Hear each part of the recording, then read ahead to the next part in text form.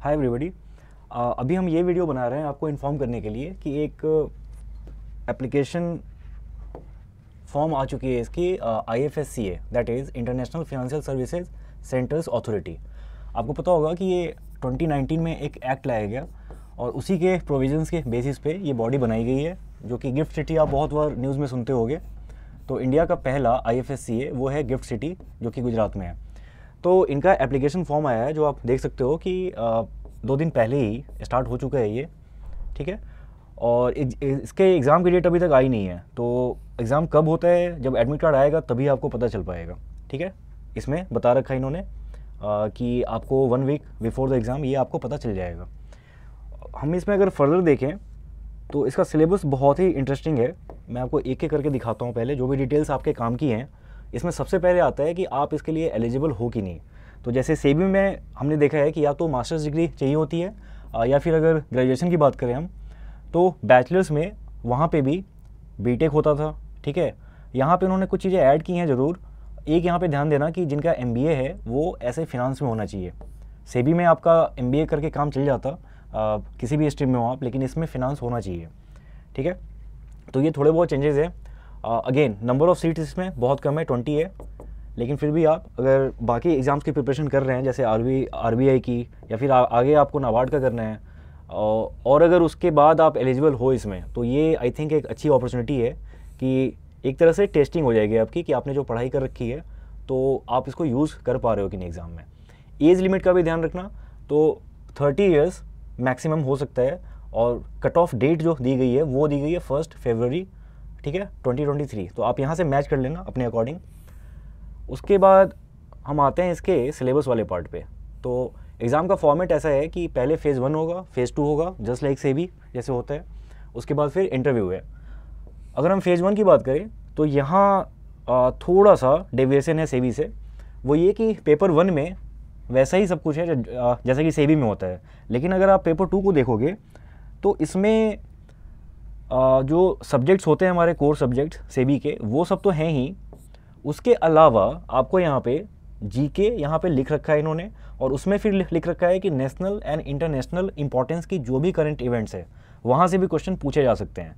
उसके बाद economic and social development, तो आप समझ लो ऐसा कि ESI को मर्ज कर दिया इन्होंने, मतलब RBI और सेबी के सिलेबस को मर्ज कर दिया, तो वहाँ से कुछ ऐसा आपको दिखेगा। फिर ये इसमें फर्दर सस्टेनेबल डेवलपमेंट है, पॉवर्टी है, इंक्लूजन है, डेमोग्राफिक्स है, तो लगभग सब कुछ इन्होंने इंक्लूड कर रखा है इसमें, ठीक है।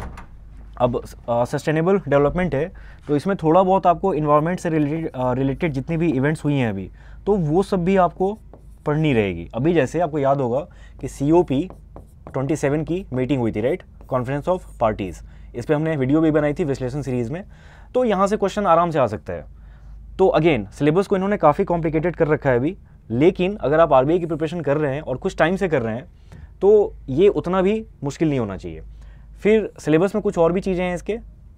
फ़ेज़ 1 के पेपर 2 में उसमें है Indian economy, global economy, 5 year plans, central governments initiatives, खासकर वैसे जो कि फिनेंशियल सेक्टर में हो। तो आप देख रहे हो कि एक बहुत ही होलसम, बहुत ही कॉम्प्रिहेंसिव इनकी सिलेबस है अभी फ़िलहाल।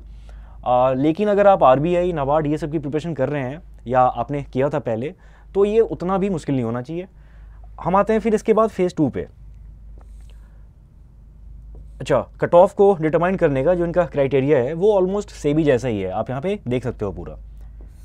तो फ़ेज़ 2 में पेपर 1 सेबी की तरह ही आपको प्रेसी, एसे, कॉम्प्रिहेंशन ये सब चीज़ें मिलेंगी। अगर हम पेपर 2 पे आते हैं तो वहाँ पे जो कोर सब्जेक्ट्स होते थे सेबी में, कि सेबी के फ़ेज़ 1 और फ़ेज़ 2 दोनों में पेपर 2 का सिलेबस सेम रहता था, राइट। यहाँ पे डेविएशन है। यहाँ पे पेपर 2 में इन्होंने अकाउंट्स, उसके बाद कॉस्टिंग ये सब हटा दिया। अब इन्होंने स्ट्रेट अवे लिख दिया कि IFSCA एक्ट जो मैंने बताया कि 2019 में आया था, तो उस पर वो क्वेश्चन पूछ लेंगे। अब सिर्फ एक एक्ट को सिलेबस में लिखा है इन्होंने, तो यहाँ से आपको समझ में आना चाहिए कि इसको काफ़ी डिटेल में पढ़ना है, राइट। फिर उसके बाद यूनियन बजट है, इकोनॉमिक सर्वे है। ये दोनों पे हमारे डॉक्यूमेंट्स प्रैक्टिस मॉक के आ चुके हैं, तो टेलीग्राम के चैनल या फिर हमारे साइट पे जाके ब्लॉग में देखोगे तो ये आपको मिल जाएगा। बहुत ही कॉम्प्रिहेंसिवली हमने कवर किया है, तो ऐसा भी नहीं है कि वो समरी है 2-3 पेज की, वो काफ़ी डिटेल्ड कंटेंट है। उसके बाद बैंकिंग सेक्टर से रिलेटेड जितने भी जितने भी स्टैटिक कॉन्सेप्ट्स हैं, कैपिटल मार्केट है, इंश्योरेंस है, पेंशन है, ठीक है, बुलियन, गिफ्ट सिटी, जो मैंने बताया कि इंडिया का पहला IFSC गिफ्ट सिटी में है,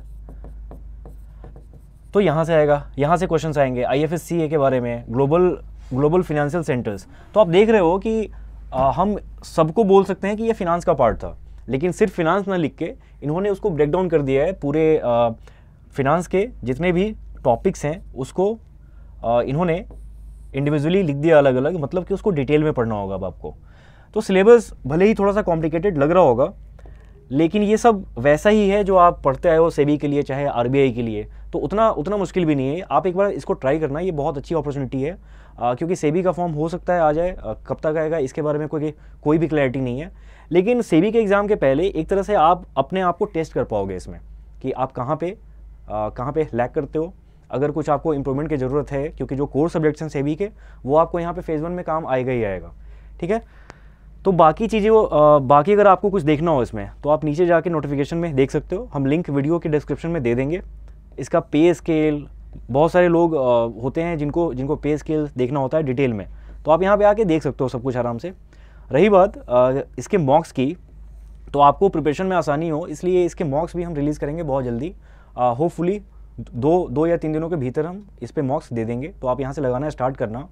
और अगर आपकी RBI की प्रिपरेशन उतने स्पीड से नहीं चल रही है तो मैं बोलूँगा कि अब आप उसको जो भी स्टैटिक पोर्शन है उसको जल्दी से जल्दी कवर कर लो, क्योंकि आपने देखा था कि इसके सिलेबस में 5 ईयर प्लान्स भी लिखा हुआ है पूरा, तो वो आपको RBI में भी काम आएगा और यहाँ पे भी काम आएगा। तो बजट हो, इकोनॉमिक सर्वे हो, ये सारा कुछ आप ख़त्म कर लेना जल्दी से जल्दी, क्योंकि अब एग्ज़ाम का सीजन स्टार्ट है, बहुत सारे एग्जाम्स आने वाले हैं बैक टू बैक, तो वहाँ पे ये सारे के सारे टॉपिक्स आपको काम आएंगे, ठीक है। तो मिलते हैं फिर, थैंक यू।